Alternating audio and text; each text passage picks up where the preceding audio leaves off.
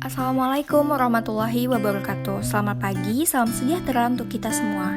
Pagi ini kami dari kelompok 2 akan mempresentasikan lanjutan dari Tourism and Hospitality Product. Sebelum kami memulai presentasi, izinkan saya memperkenalkan teman-teman dari kelompok ini.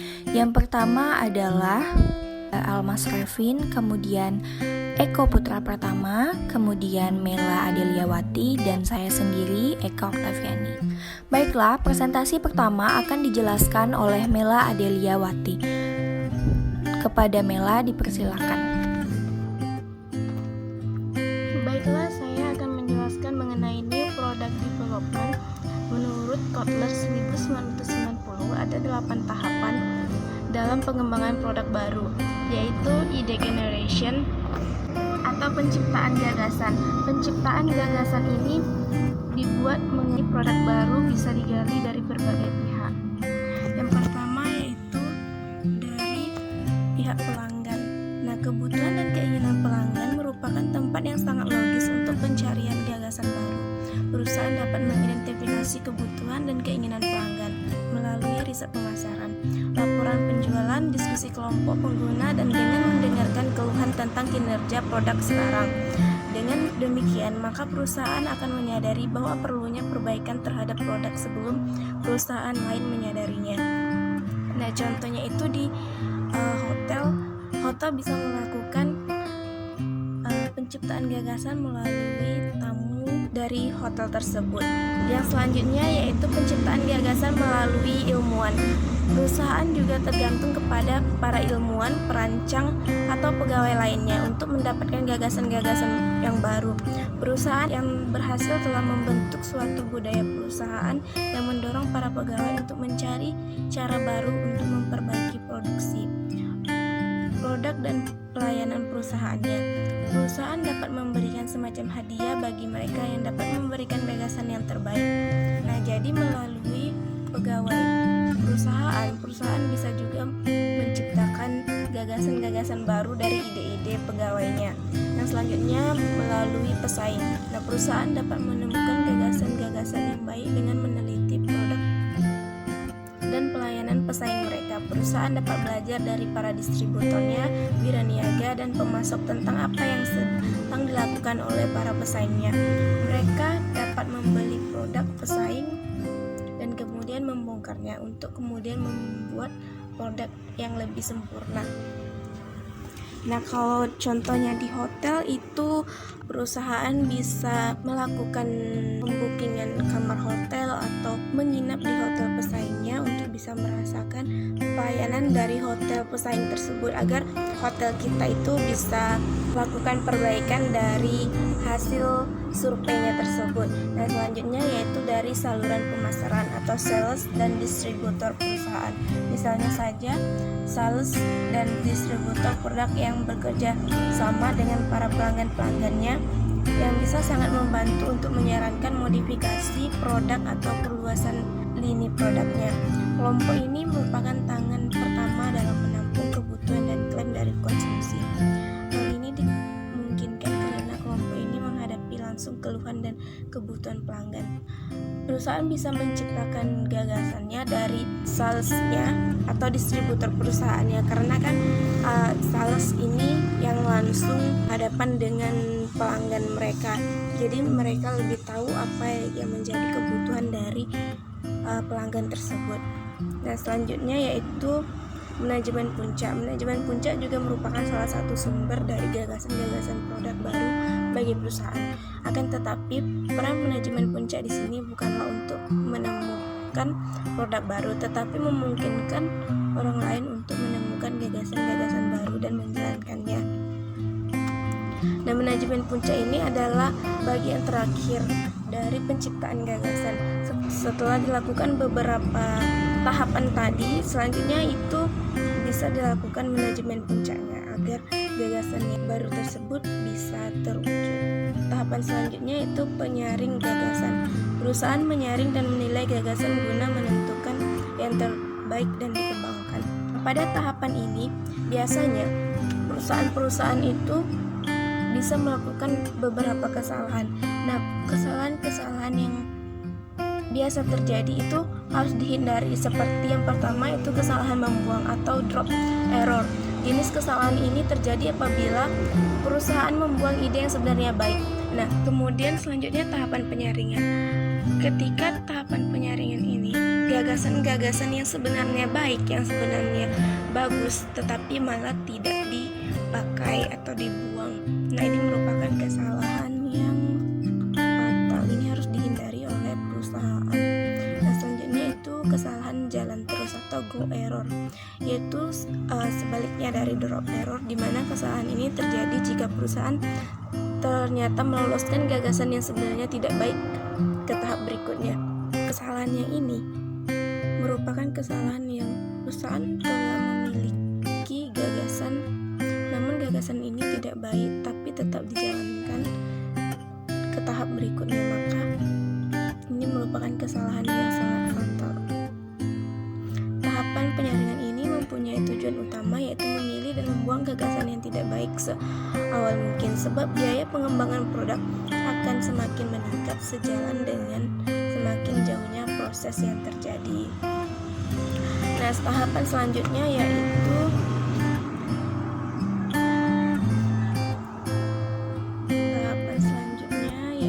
pengembangan dan pengujian konsep. Ide yang lolos dari tahap penyaringan kemudian dibuat konsep produknya. Konsep pengembangan produk ini perlu dilakukan karena hakikatnya konsumen tidak membeli gagasan produk, melainkan konsep produknya. Dan berbagai konsep produk yang ada kemudian dilakukan pengujian, lalu dipilih konsep yang tepat. Nah, maksudnya di sini setelah lolos penyaringan, ide-ide tersebut dilakukan pengembangan dan pengujian konsepnya. Konsepnya tersebut diuji terlebih dahulu, mana yang paling tepat. Nah, konsep tersebutlah yang dipilih. Nah, selanjutnya tahapan selanjutnya itu melakukan strategi pemasaran. Pemimpin harus menyusun suatu konsep permulaan strategi pemasaran untuk memperkenalkan produk-produk baru di pasar. Nah, ada beberapa strategi pemasaran mencakup 3 bagian pokok. Yang pertama yaitu menyatakan rencana penempatan atau positioning produk tersebut, hasil penjualan, bagian pasar, serta sasaran keuntungan selama beberapa tahun yang akan datang. Dan selanjutnya yaitu bagian yang kedua, membuat perincian harga produk, strategi saluran distribusi, dan anggaran pemasaran selama tahun pertama. Yang bagian ketiga yaitu mengungkapkan sasaran jangka panjang dalam penjualan, keuntungan, serta strategi bauran pemasaran. Nah, yang tahap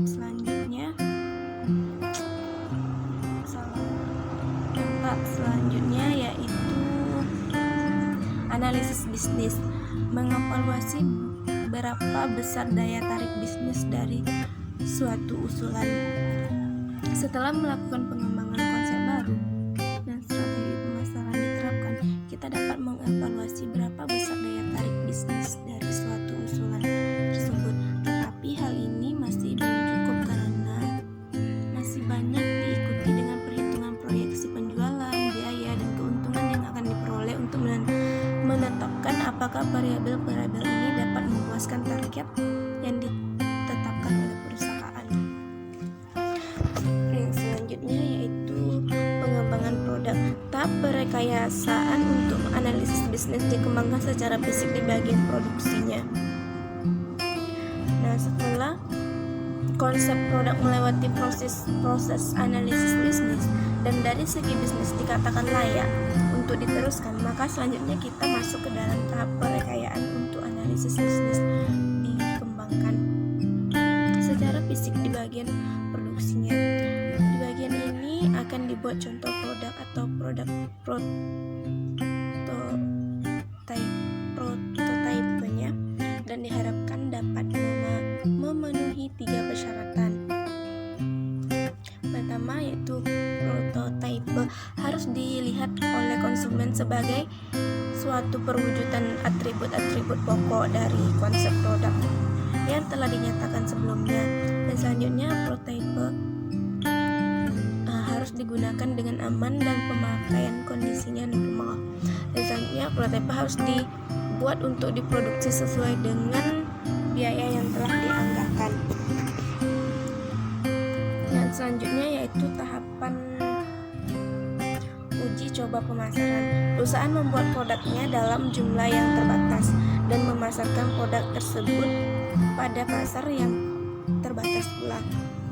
Nah, tahapan ini yaitu hanya tahapan uji coba pemasarannya.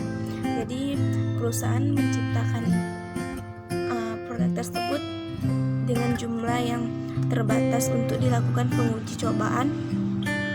Apabila produk tersebut diminati oleh pasar atau pelanggan, maka produk tersebut bisa dilakukan tahapan yang selanjutnya, yaitu tahapan komersialisasi, yaitu menyangkut perencanaan dan pelaksanaan strategi peluncuran atau launching strategi produk baru ke pasar dalam melemparkan suatu produk. Nah, uji coba pemasaran diharapkan akan memberikan informasi yang cukup untuk keputusan yang berikutnya, apakah akan meluncurkan produk baru atau tidak. Pada tahap terakhir ini, diharapkan perusahaan telah mendapatkan gambaran yang cukup jelas mengenai prospek yang akan dihadapi oleh produk baru tersebut. Tetapi sebelum kita memasarkan produk tersebut, terdapat 4 hal yang harus diputuskan. Yang pertama, kapan atau waktu.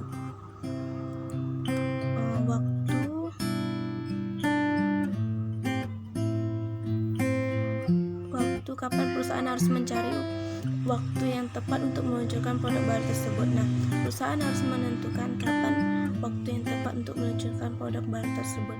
Apakah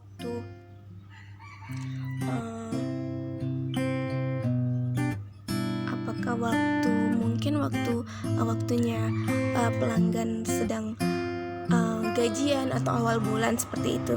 Nah, selanjutnya itu di mana strategi yang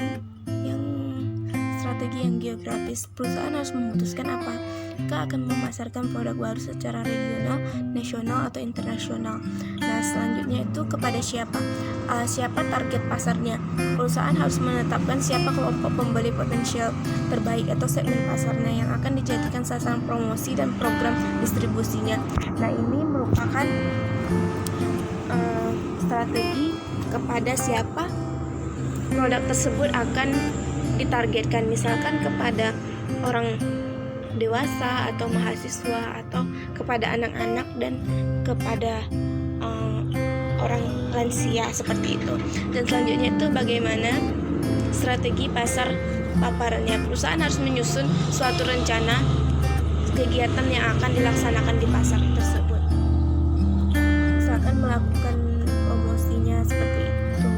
Setelah perusahaan dapat memutuskan 4 persoalan pokok tersebut, maka jelaslah kiranya bagi perusahaan untuk melakukan suatu proses pengembangan produknya agar tujuan perusahaan dalam melakukan penciptaan produk baru. Baik, saya akan melanjutkan presentasi dari Nela. Menurut Holloway and Plan 16, sebuah perusahaan memiliki 4 alternatif ketika mengembangkan produk baru. Di antaranya, pertama yaitu penetrasi pasar. Penetrasi pasar ini memodifikasi produk yang ada untuk pasar saat ini. Jadi bagaimana kita bisa mengimprove produk yang sudah ada sehingga calon konsumen dapat membeli produk kita. Seperti contoh, Hotel Premier. Hotel Premier, lebih tepatnya di The Cafe Hotel Premier, menawarkan dinner buffet yang mana para chefnya itu langsung memasaknya di hadapan tamu. Buffet ini dinamakanlah Cooking Parade yang dilaksanakan setiap malam minggu. Dan untuk saat ini di Pekanbaru, hanya Hotel Premier yang menawarkan dinner buffet yang mana para chefnya langsung memasaknya di hadapan tamu. Yang kedua yaitu pengembangan pasar. Pengembangan pasar ini mengenalkan dan mengembangkan produk saat ini untuk pasar baru. Tujuannya ini bisa memperluas segmen, mengubah dari bukan pemakai menjadi pemakai, hingga menarik pelanggan pesaing. Contohnya itu yaitu PT Garuda Indonesia membuka berbagai rute penerbangan baru, baik domestik maupun mancanegara. Antara lain seperti Pekanbaru Medan, Pekanbaru Jakarta, Pekanbaru Kuala Lumpur, hingga kalau mungkin Pekanbaru Los Angeles. Yaitu yang ketiga yaitu pengembangan produk. Pengembangan produk ini merupakan strategi yang dijalankan untuk menaikkan penjualan dengan memperbaiki atau memodifikasi produk yang ada saat ini. Sebagai contoh, travel agent Sang Surya memiliki paket tour ke Eropa dengan itinerary mengunjungi tempat-tempat terkenal dan bersejarah di Eropa. Nah, travel agent Sang Surya menawarkan pengalaman lain di Eropa seperti mengunjungi pedesaan, mengunjungi bagaimana membuat minuman anggur di Eropa, hiking di pegunungan Eropa, dan lain sebagainya. Yang keempat yaitu disverifikasi. Disverifikasi ini merupakan tindakan membuat segala sesuatu menjadi lebih beragam dengan tujuan agar tidak terpaku pada satu hal saja. Ada 3 disverifikasi. Yang pertama yaitu konsentris, horizontal, dan konglomerasi. Konsentris ini merupakan strategi yang dapat dilaksanakan dengan cara menambahkan produk dan jasa yang baru, tetapi masih saling berhubungan. Jadi tujuan strategi ini untuk membuat produk baru yang berhubungan untuk pasar yang sama. Yang kedua yaitu horizontal. Horizontal ini strategi yang dilakukan dengan menambahkan produk dan jasa pelayanan yang baru, tetapi tidak saling berhubungan untuk ditawarkan kepada para konsumen yang ada sekarang. Jadi tujuan strategi ini adalah menambah produk baru yang tidak berhubungan dengan tujuan memuaskan pelanggan yang sama. Yang ketiga yaitu konglomerasi. Konglomerasi ini yaitu strategi dengan menambahkan produk atau jasa yang tidak saling berhubungan. Jadi tujuan strategi ini adalah untuk menambah produk baru yang tidak saling berhubungan atau tidak ada hubungan untuk pasar yang berhubungan, dan ini dikhususkan untuk pasar yang berbeda. Contohnya itu saya ambil Hotel Four Seasons. Hotel Four Seasons ini awalnya merupakan hotel bintang 5 yang terletak di tengah kota Kanada. Namun, mereka ekspansi ke pantai-pantai atau ke pegunungan untuk membangun resort. Setelah hotel dan resort, mereka pun membuat kapal pesiar. Nah, kapal pesiar ini pertama kali diluncurkan di Maldives pada tahun 2003. Selanjutnya itu branding. Branding menurut Kotler adalah nama, istilah, tanda, simbol, atau rancangan, atau kombinasi dari semuanya yang dimaksudkan untuk mengidentifikasikan barang atau jasa atau kelompok penjual dan untuk mendiferensiasikan dari barang atau jasa pesaing. Contoh saya ambil dari gambar ini yaitu Starbucks. Starbucks seluruh orang dunia mungkin tahu Starbucks dan sudah ada hampir di seluruh negara di dunia. Salah satu keuntungan branding adalah dapat menaikkan harga. Harga satu cangkir Starbucks bisa 2 kali lipat dari coffee shop A dengan kualitas yang sama. Hal ini merupakan kekuatan branding. Presentasi selanjutnya akan dijelaskan kepada Eko. Kepada Eko dipersilakan. Baik, assalamualaikum warahmatullahi wabarakatuh. Saya Eko Putra Pratama. Di sini saya akan melanjutkan presentasi dari teman saya tadi, Mas Revin. Kan branding dalam pariwisata itu menawarkan keuntungan spesifik lainnya. Di antaranya itu mengurangi kerentanan jangka menengah dan panjang. Kemudian mengurangi risiko bagi konsumen pada titik pembelian dengan memberi sinyal kualitas yang diharapkan dengan kinerja produk yang tidak berwujud produk dan seragam lainnya. Yang ketiga, yang keempat adalah juru bicara atau CEO founder seperti maskot atau perusahaan. Kalau kita lihat dapat kita temui di Indomaret, itu ada maskot, itu lebah. Itu salah satu contohnya. Kemudian ada suara. Yang kelima adalah suara atau seperti ikon bunyi, nada atau lagu. Seperti kita tahu seperti iklan.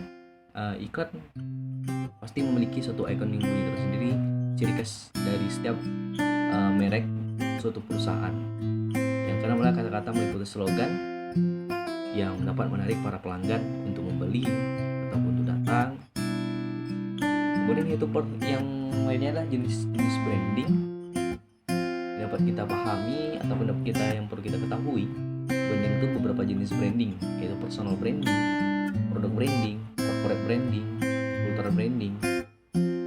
Itu teman-teman ketahui sendiri bahwasannya fungsi dan tujuan branding ini yang pertama yaitu sebagai pembeda di mana suatu perusahaan satu dengan yang lainnya untuk dijadikan sebagai kompetitor. Kemudian yaitu sebagai promosi daya tarik. Jika mereka memiliki brand, maka promosi akan lebih mudah dilakukan. Kemudian membangun citra keyakinan kepada para perusahaan-perusahaan lainnya untuk bergabung di suatu brand. Kemudian itu pengendali pasar. Brand juga dapat berfungsi sebagai pengendali pasar yang baik terhadap kepada masyarakat yang telah mengenalnya. Contoh saja brand-brand yang ada di Indonesia, seperti Garuda Indonesia, kemudian Pertamina ataupun Indomie, dan ada juga seperti Matahari. Seperti itu brand yang ada di Indonesia yang sudah mendapatkan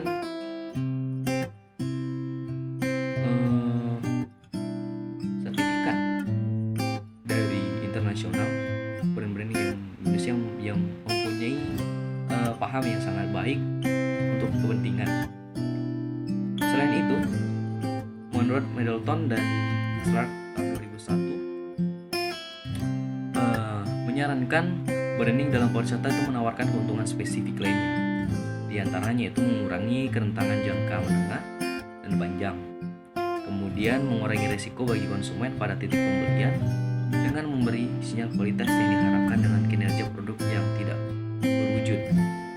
Kemudian mengurangi produk dan seragam lainnya. Yang ketiga, yang keempat adalah juru bicara atau CEO founder seperti maskot atau perusahaan. Kalau kita lihat dapat kita temui di Indomaret, itu ada maskot, itu lebah. Itu salah satu contohnya. Kemudian ada suara. Yang kelima adalah suara atau seperti ikon bunyi, nada atau lagu. Seperti kita tahu seperti iklan. Iklan pasti memiliki suatu ikon yang bunyi tersendiri, ciri khas dari setiap merek suatu perusahaan. Yang keenam adalah kata-kata meliputi slogan yang dapat menarik para pelanggan untuk membeli ataupun datang. Kemudian itu yang lainnya adalah jenis-jenis branding yang dapat kita pahami ataupun dapat kita yang perlu kita ketahui. Branding itu beberapa jenis branding, yaitu personal branding, product branding, corporate branding, ultra branding. Itu teman-teman ketahui sendiri bahwasannya fungsi dan tujuan branding ini yang pertama yaitu sebagai pembeda di mana suatu perusahaan satu dengan yang lainnya untuk dijadikan sebagai kompetitor. Kemudian yaitu sebagai promosi daya tarik. Jika mereka memiliki brand, maka promosi akan lebih mudah dilakukan. Kemudian membangun citra keyakinan kepada para perusahaan-perusahaan lainnya untuk bergabung di suatu brand. Kemudian itu pengendali pasar. Brand juga dapat berfungsi sebagai pengendali pasar yang baik terhadap kepada masyarakat yang telah mengenalnya. Contoh saja brand-brand yang ada di Indonesia, seperti Garuda Indonesia, kemudian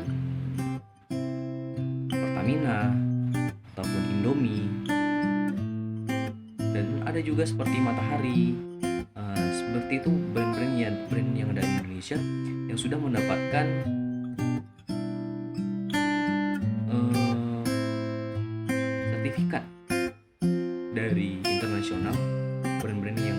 yang mempunyai paham yang sangat baik untuk kepentingan.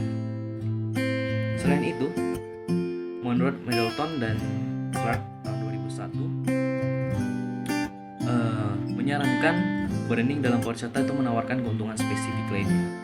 Di antaranya itu mengurangi kerentanan jangka menengah dan panjang, kemudian mengurangi risiko bagi konsumen pada titik pembelian dengan memberi sinyal kualitas yang diharapkan dengan kinerja produk yang tidak berwujud. Kemudian mengurangi branding dalam pariwisata itu menawarkan keuntungan spesifik lainnya. Di antaranya itu mengurangi kerentanan jangka menengah dan panjang, kemudian mengurangi risiko bagi konsumen pada titik pembelian dengan memberi sinyal kualitas yang diharapkan dengan kinerja produk yang tidak berwujud. Kemudian mengurangi risiko bagi konsumen pada titik pembelian dengan memberi sinyal kualitas yang diharapkan dari kinerja produk yang tidak berwujud. Kemudian memberikan fokus untuk integrasi upaya pengangkuh kepentingan, terutama bagi karyawan dari organisasi atau penyedia pariwisata. Kemudian itu senjata strategis untuk perencanaan jangka panjang dalam pariwisata. Dapat kita ketahui sendiri bahwasannya pariwisata Indonesia yaitu memiliki satu brand yang namanya Wonderful Indonesia. Jadi ketika orang luar negeri datang ke Indonesia itu mengenal bahwasannya Indonesia ini brand tentang pariwisata adalah Wonderful Indonesia. Dan juga seperti di Riau ada juga brand tersendiri ataupun merek sendiri tentang ikon pariwisata di Riau tersebut. Mungkin itu yang dapat saya sampaikan. Selanjutnya akan dilanjutkan dari teman saya, Eka. Dipersilakan. Baiklah, saya akan menjelaskan presentasi selanjutnya mengenai packaging. Packaging itu adalah pengemasan. Pengertian dari packaging adalah merupakan kegiatan merancang dan memproduksi wadah atau bungkus sebagai sebuah produk. Itu adalah pengertian menurut Kotler dan Keller. Sedangkan menurut Rangkuti, packaging merupakan aktivitas merancang dan memproduksi kemasan atau pembungkus untuk produk. Fungsi utama adalah untuk menjaga produk, namun kini kemasan menjadi faktor yang cukup penting sebagai alat pemasaran. Nah, ini adalah salah satu manfaat dari pengemasan atau packaging. Teman-teman bisa baca di slide. Dengan packaging dapat membuat peningkatan pada profitabilitas pada bisnis. Dengan packaging yang berkualitas dapat menjadikan produk yang kita jual memiliki standar dan kualitas tersendiri. Selain untuk melindungi, memberikan daya tarik, packaging juga berguna dalam hal marketing atau pemasaran,